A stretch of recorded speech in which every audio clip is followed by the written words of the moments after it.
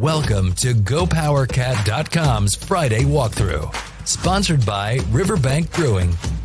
Now, let's head into the studio.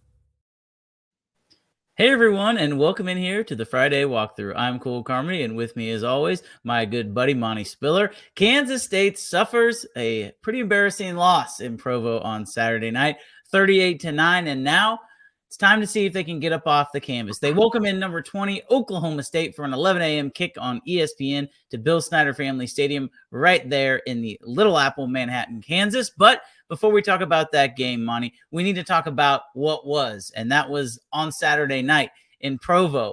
9:30 kick. I think all of us, I'm not afraid to say it, will have egg on our face when we talk about this game because you and I both were completely wrong. Yeah.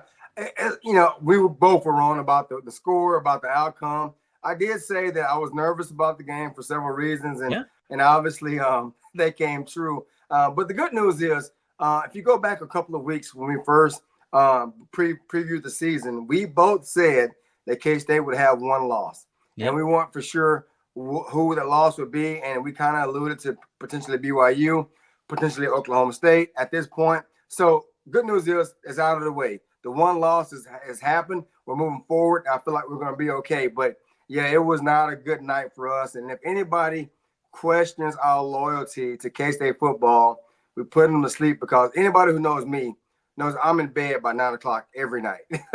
And the fact that I stayed up and watched the whole game, even though we looked like a team that I didn't recognize, I still watched it. And I was, it was unfortunate, but I still held true to my loyalty to the Cats. But it is what it is, and they did not look good Saturday night. No, you're going to have those clunkers. And, I think every college football team has those clunkers. For some teams, they find a way to win. Other teams, it just snowballs. And, Monty, I've never seen, in any football game, I've never seen a sequence of events like that happen. I mean, it's been talked about for days now. But, I'm going to remember that sequence for a really long time. Because honestly, if this would have happened to any other team besides K-State, I probably would have been rolling with laughter. And it kind of got to a point where I know those guys on the sideline and in the press box weren't laughing, but at home you're just like, well, what can you do? Because anybody who's ever played this game understands momentum is a real thing. And sometimes the other team just has it. And there's not much you can do when that happens. And man, I've just never seen a sequence of events happen like what happened at the end of the first half and carried over another 2 minutes into the second half. Yeah, it's happened to every team. It's going to happen in the future. And unfortunately for K-State, our time was due.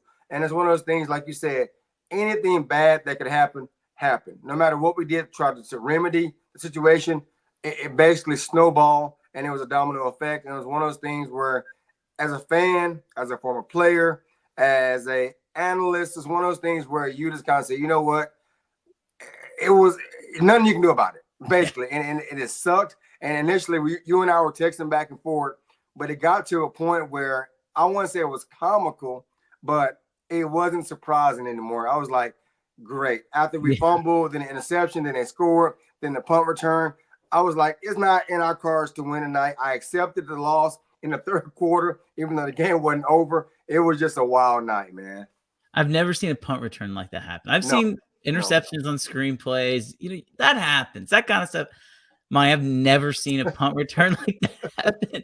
And I honestly felt bad for the player. They ran into each other. They were going to tackle him at the 1 yard line. They could have picked that ball up and scored a touchdown.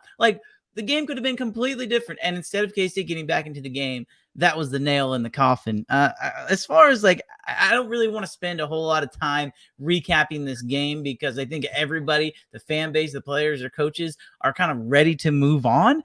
But I mean, I guess really my biggest question to you is looking at some overarching themes. I mean, Avery Johnson, 2 interceptions, DJ Giddens fumble, a lot of penalties inside of the red zone. Are you worried about this offense? Because, I mean, I don't want to say there's been warning signs with this offense, but there's been some inconsistencies, and I think all those inconsistencies showed up in Provo.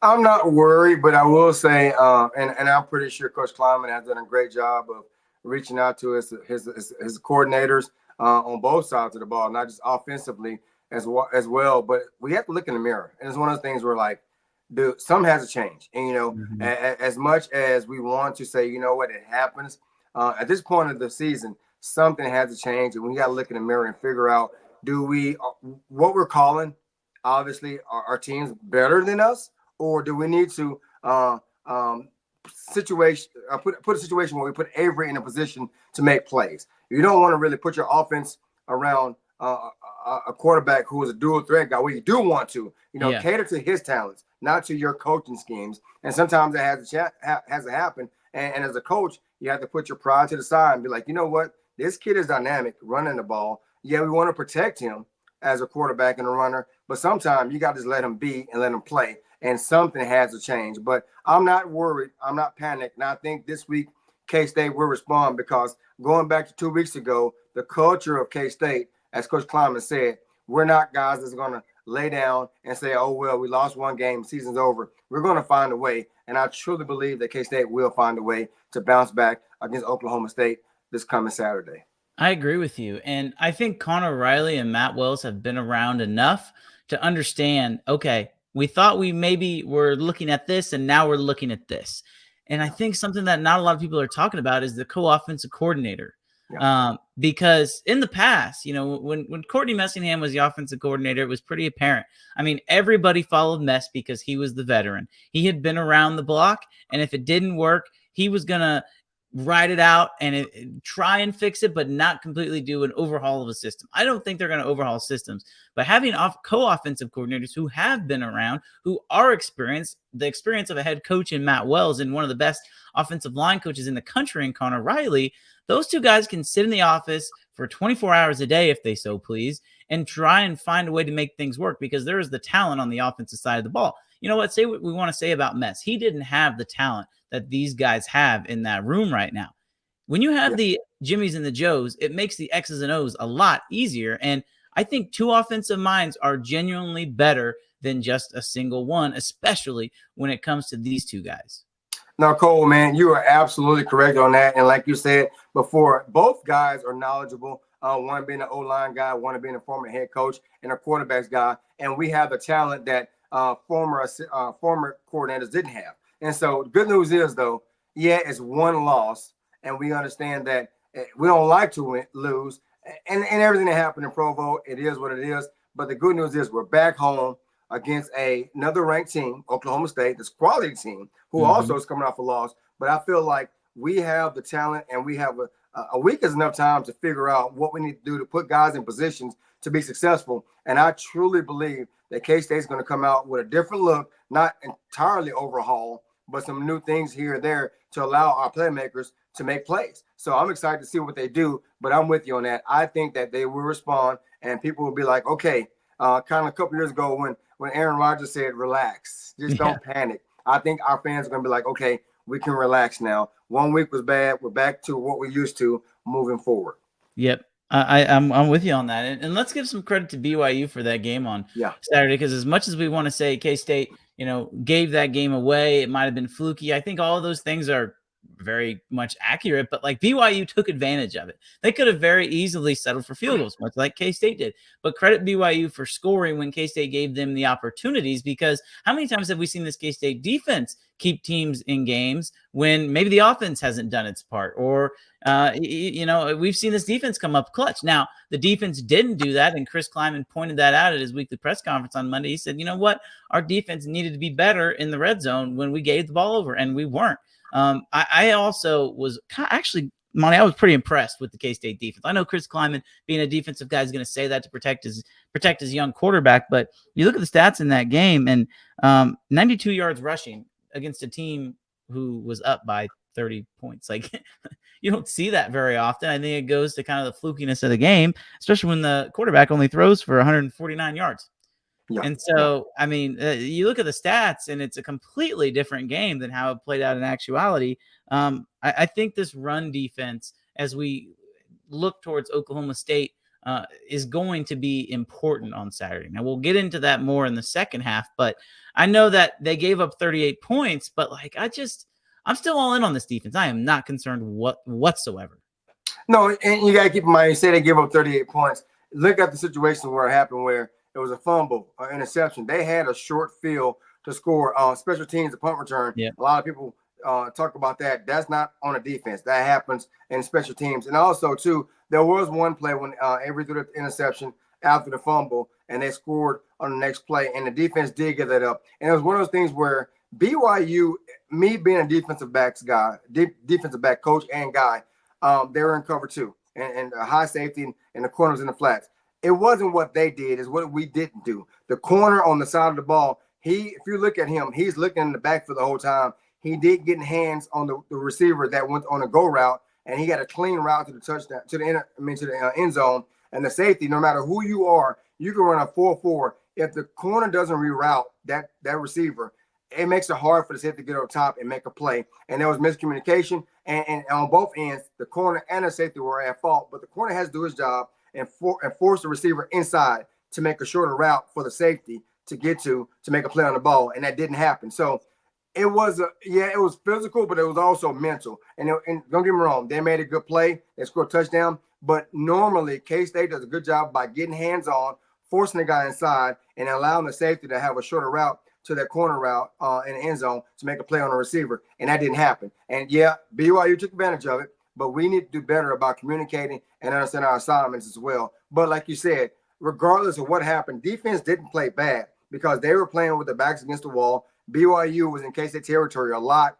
early and often going into the second quarter and moving forward. So no matter who you are, with a short field, most D1 schools are going to score, and BYU took advantage of it. I'm not saying they shouldn't because they did and they should, but K-State defense did what they needed to do at the moment. But obviously, Coach Kleiman, I think, was good enough, and we need to continue to get better. And we do have, like you said, a tough task coming up this week, against Oklahoma State in their running game. Yeah, and you look at that game, and I think K-State, at least traditionally, is best when they're playing that man coverage up tight on the line, being ready to send those linebackers on blitzes. We haven't seen a lot of cover zero, but that's something K-State's done in the past. And against a guy who's a scrambler in Jake Retzloff, the quarterback at BYU, I think K-State knew that they weren't going to be able to just send a blitz and play man coverage, because if he gets out of the blitz, then there's nobody to tackle the quarterback because all the safeties and corners are covering the receivers. So, it was an interesting strategy that Joe Kleiman had. I thought they executed it pretty well, but I'm not worried about this defense. Again, credit to BYU. That atmosphere on Saturday night looked electric. After talking with some people who were at the game, they said it was amazing.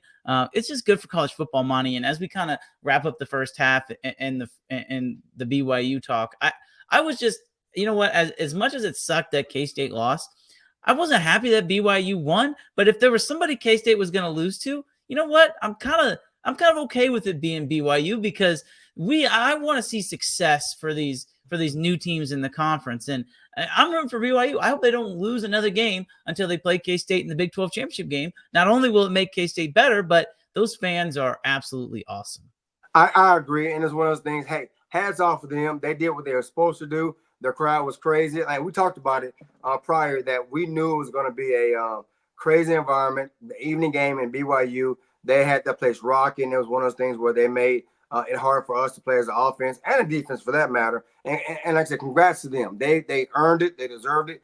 I'm not making any excuses. A loss is a loss. We're going to take it like we should and move forward. But they earned that. They earned that win, and I'm with you. I hope they win out. I don't think they will, but I hope they do, because it's easy to say, at home, they play well, night game, great environment, but they have to go on the road. Now, if you ask me, if they play that game in Manhattan, we win that game. Yep, and point blank. And it's not me being biased. It's just facts. But they won it. It's an L on our record right now. But moving forward, good news is it's an early loss for us. Yep. Unfortunately for us, we're still in the top 25 and top 23 and other rankings as well. But we have an opportunity to bounce back. But I'm excited for BYU, and I think they're going to beat a lot of teams moving forward. But I feel like we are the better team, even though they beat us. And hopefully we have opportunity to show it this coming weekend against Oklahoma State.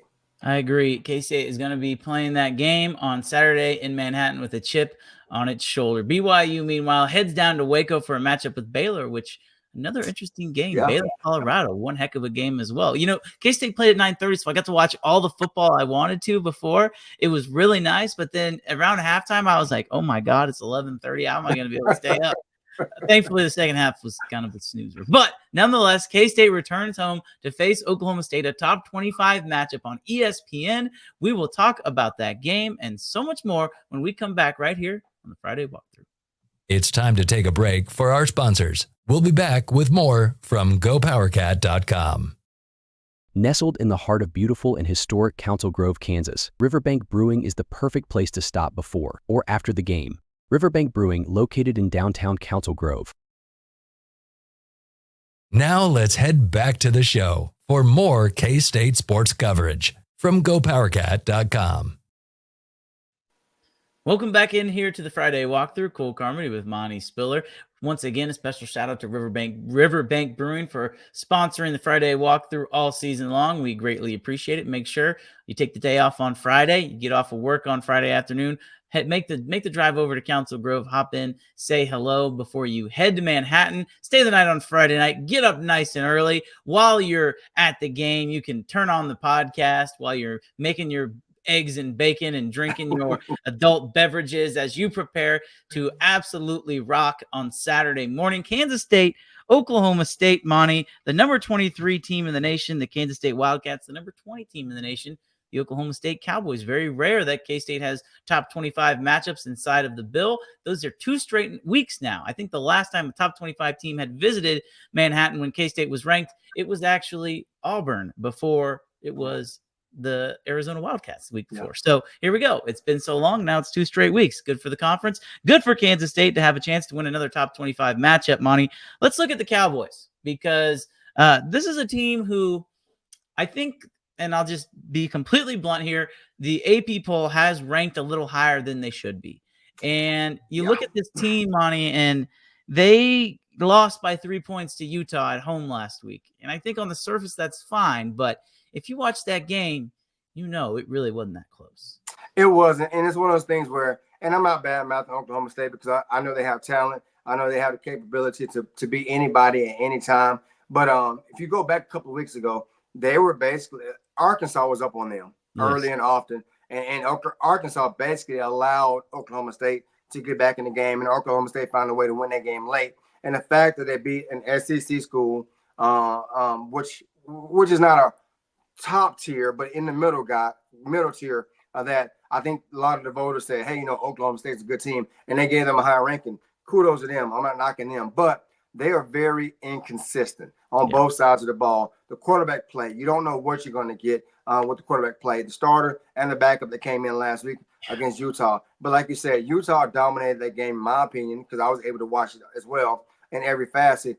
But Oklahoma State kept it close late to make it interesting. But I don't know what to think of them, to be honest with you. Like I said, they got a lot of talent, but as a group, as a unit on both sides of the ball, it's kind of inconsistent in my opinion.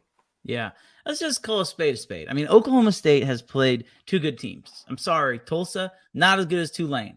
Just not. They went on the road to Tulsa, which was basically a home game for Oklahoma State. A lot of Oklahoma State fans there, and won 45-10. Wonderful. But Ollie Gordon, and we're going to get into this running game because I'm fascinated by this, by the way, but he didn't do much, okay? The first game of the season, they played South Dakota State. I actually thought that South Dakota State had a chance to win this game. I have been notoriously low on Oklahoma State. I think they're still riding the momentum of last year. People have been overvaluing them because of their performances last year. Again, take nothing away, but I don't think that team was as good as they overachieved. Let's say that. They were good, but they overachieved. I think they're still overachieving, Monty, and they're a little overvalued because anytime they've played a decent team, you look at Arkansas and you look at Utah, there's been some serious concerns there. Utah was able to do what they did with a backup true freshman quarterback. Yeah. That's throw that out there. But really, guys, Monty, I'm worried about the offense. That offense looked absolutely putrid. And again, I'm not trying to say that they're a bad team because I do believe that Oklahoma State can walk into Manhattan and win. I mean, they are, like you said, they're good enough to beat anybody, anywhere. I don't think that's going to happen, but I wouldn't be shocked if it did. But I just don't see how when Ollie Gordon is not being able to have a productive year because, Monty, listen to these stats, 73 carries for 258 yards on the season. That is 3.5 yards per carry. And that 3.5 is not from only a handful of touches. They are trying to get him going, but they just haven't. And that is super concerning if you're an Oklahoma State fan. Yeah, man. Like last year, Gordon had a phenomenal season. Honestly, I think if he would have left to go to the NFL, he probably would have been a high draft pick. I don't know all the intel on that, but this year he hasn't been the same guy. You know, and I'm not sure if it's the offensive line, if the teams they're playing got better or what, but he's not the same guy. Does he have the same capabilities? Absolutely. But he's not putting the same numbers up that he did last year. And you're correct. You don't know what to expect. I don't want to badmouth him because sure enough, he'll come into Manhattan Saturday and have the game of his life and make us look like an average team. But right from what I've seen so far, I don't fear him like I did last year. You know, last year he had a heyday, you know, and it's one of those things where you expect that. But as Oklahoma State, as an offense, you don't know. They don't have an identity, I guess is a good way to put it. They're not a passing team. They're not a running team. You don't fear them deep. They can scheme you a little bit, but it's not something enough to where you have to double a certain guy so you can keep guys in the box, stop the run, and trust the secondary can go man-to-man without having additional help or without bringing a blitz package. But it's wide open. Like I said, Oklahoma State's one of those teams, like they're tweeners, you know. You don't know, and it depends on which team that shows up. Yeah, I mean, that's the beauty of this new conference, though. Like, whenever you had Texas, you knew it was going to be a tough game. Whenever you had Oklahoma, you knew it was going to be a tough game. You're like Oklahoma State, so similar to K-State, Utah, Arizona, all of these top teams that we think are at the top of the Big 12. Throw BYU into that, and you know there's going to be good games. I mean, the spread right now is 4.5 in favor of the Wildcats. Interesting to note for sure. But I just look at this offense, Monty, and if you are leaning on Alan Bowman, if you are saying Alan Bowman, you're going to be the guy to put us and lead us to victory, I just don't think that's a winning strategy. But conversely, on the defensive side for K-State, load the box. Make sure Ollie Gordon doesn't beat you, and make the guy who got benched to start the second half beat you. Mike Gundy has said Alan Bowman will start. Garen Ringal did not exactly look good when he came into the game. Alan Bowman played better in the second half, but that was after being benched. There's a lot going on there, Monty. But, man, if Bowman's a guy, the strategy has to be load the box and make Alan Bowman beat you. Absolutely. And I'm hoping that he is the guy. I'm hoping that Coach Gandhi holds true to his word and starts him. And I like our chances against that because our backers run like a lot of safeties do in this league. And if Bowman's a quarterback, that forces him to beat you on the pass. And it is what it is. His pass game doesn't scare me. Now, can he do a few things here and there? Absolutely. Like I said before, scheme. But if he's a guy, load the box, make him beat you on the pass. And I think our D-backs are better than our receivers one-on-one. We can go one high safety. We can go zero coverage, bring a little bit of heat. But I like our chances on that. Force them to make a decision and hopefully force them into some errors where we get interceptions and turnovers. So we'll see sooner than later what happens. But if Bowman's a guy, I like our opportunity and our chances against that Oklahoma State offense. What it comes down to is who is going to be able to scheme better on that offensive versus defensive matchup, because Alan Bowman's not going to be able to throw someone open. He just hasn't. He hasn't done it his whole entire career. He's not able to do it this year. Magically, a 20th year in college doesn't help you become a better passer. Who would have thought? But you have to be able to throw guys open at this level. I think Avery has that capability. We'll get into the offense here in a second. But it's going to be Joe Klanderman versus Mike Gundy. If you are able to stop this Oklahoma State offense, it's because you have out-schemed them. I mean, that's how they score their points. Whenever you see it, he's throwing at guys who are wide open. So credit the Oklahoma State coaching staff. But, Monty, he's got 3 receivers he throws to. No other – there's 3 receivers who have more than 15 catches, and nobody else has higher than 8. Okay, that is Deshaun Stribling, who is their deep threat, averaging over 20 yards a catch. You've got Rashad Owens and then Brennan Presley. The 2 guys who seem like they've been there for forever are kind of those intermediate route guys, but he throws to 3 guys. If you make sure that you don't get beat over the top, and you make sure you don't get beat with the run and make them throw checkdowns, that's what K-State's defense is predicated on. I really, really think that they have a chance to be super successful. But conversely, Monty, on the offensive end for the Wildcats, I want to see more Dylan Edwards. I know we talked about it, but let's just go ahead and dive right into this. What do you want to see out of the K-State offense? I want to see Dylan. I know you've talked about it too. But on Saturday, what do you want to see Connor Riley and Matt Wells' offense look like when they play Oklahoma State? I want to see the coach, offensive coordinators let our guys be the dudes that they are.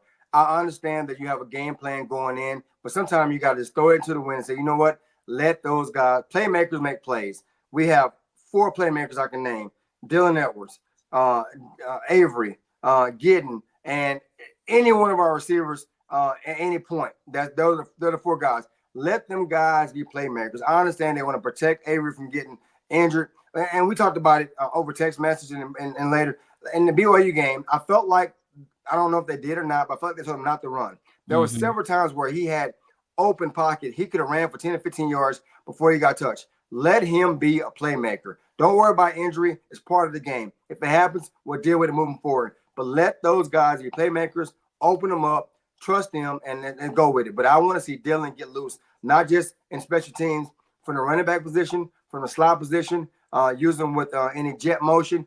Find a way to get him the ball, because if he gets in the open field, he's probably one of the most dynamic players in the Big 12, if not the nation. Let him loose. It's time. I agree. It is very much so time. Another playmaker who's made plays early in the season is Braden Lofton. He will be out this game. Coach Kleiman said on Monday he'll be out a few weeks with a knee injury. So maybe it's Garrett Oakley's time to step up and do something. Garrett Oakley, a guy we've been really high on this show for the better part of 2 seasons now. Yeah. I wouldn't be surprised to see Oak do something, because this is a kid who has an immense loads of talent. And again, when you basically get your spot taken, there's a chip on the shoulder there. He wants to come out and prove, you know what? No, Lofton, I love you. You know, you're my pal, but you're not getting this spot back. And so I'm excited to see Garrett Oakley on Saturday, because I think he still has the potential to be a really good tight end. You look at Oklahoma State, they've created 8 turnovers on the year. Really big number. I think that defense is kind of a feast or famine, Monty. The way K-State wins this game is on the ground. They have given up 249 yards to Arkansas. Sorry, they gave up 249 yards to Arkansas. And then they gave up I apologize, 249 You're yards. okay. You're good, buddy. You're good. 249 yards to Utah. When you can't read your notes, it's hard. 249 to Utah and 232 to Arkansas. Over 230 yards rushing to the two real football teams that they've played this year. That should be music to the ears of the offensive line and, of course, DJ, Dylan, and Avery. Absolutely. You know, it's one of those things where I know our coaches know they have the same stats that you have. And so they see that. They got film. They break it down. They're D1 coaches for a reason. They understand that too. And we're not going to go and switch up anything that we've been doing. We may add a few things, but we're not going to switch up what we've been doing. And our O-line, I have confidence in those guys. They create gaps. And I think after last week games, K-State offense and defense, but specifically offense, they are out to make a point. I feel like a lot of teams, a lot of people in the nation, not really lost respect for K-State, but kind of said, wait a minute, are the Cats what we thought they were? And I think our kids have enough pride, courage, enough respect for themselves. They're going to go out and make this game a physical, smash mouth game, and they want to set the tone with the run to let the Big 12 know, hey, you know what? We had a lapse. That was a fluke. We ain't who y'all thought we were. We are better, and we're going to show you guys legitimately what we can do. And I think our offense is going to come out and just be physical and send a message to the rest of the conference come Saturday. I think K-State's going to rush for 250 yards. I firmly believe that. I mean, this is a team who we've seen do it before. You know what? If you only need to throw 15 passes, only throw 15 passes. As much as people want to complain about that, and I agree, you need to open up the playbook. But if you can open up the playbook, there is a way to do that with running the football. And I think K-State, that's how you beat Oklahoma State. That's how the offense has to be successful, is by running the football. Can they be successful throwing the football? No doubt. Somebody brought up a question, Monty, before we get into our predictions here.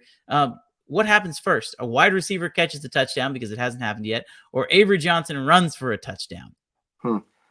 I say Avery runs. And the reason being, I think after BYU's game, our coaches went back and looked at film and saw how many running lanes that were available for Avery after the fact. And I'm not sure if they told him not to run or if he chose not to run and he threw the ball or looked for somebody down the field. But I think they saw once the lanes were available, they said, you know what? That's on us. We didn't see this. We make adjustments. You do what you do. If you have a lane, take it. And I think he's going to take advantage of it, to be honest with you. I do. I think all you need to do is go back and show him the highlights of Texas Tech last year. Say, Exactly. This is what you can do. And you know what? If I'm Avery, I'm going into Coach Well. Hey, you see this? I want to do this. And he's the type of kid who just wants to be successful. Obviously, he doesn't care about statistics, but yeah, I agree. I want to see a lot of number 3 in Dylan Edwards and a lot of number 2 of Avery Johnson. I'm hoping we get a chance to see that. Monty, as we get into the predictions section, I'll go ahead and lay my prediction out there right now. I've kind of been back and forth on this game. I do think K-State's going to win. I think it's going to be a fairly close game, but maybe kind of like it was for Oklahoma State last week, where it's close, but not really. I think it could be very similar to the 22-19 score. Again, if K-State's going to run the ball a lot, they might not have a lot of explosive plays. I'm going to go ahead and say K-State wins 28-20. Man, I'll kid you not. We're on the same brand with. I was thinking 28-17. I'm not even going to. I was thinking 28-17, and I feel like K-State will do it in a dominating fashion, but Oklahoma State will make a late push to make it close, and then K-State will close it out and do what we do. But it's going to be a good game, and it's one of those things where I know our coaches and our staff, our team understand that we get this win, we have a bye week and get guys healed up. So they're going to throw a lot into this game, and I feel like the fact that we're home, that puts us in a position to be successful. But I say 28-17, very physical game, but K-State gets back on track with that win.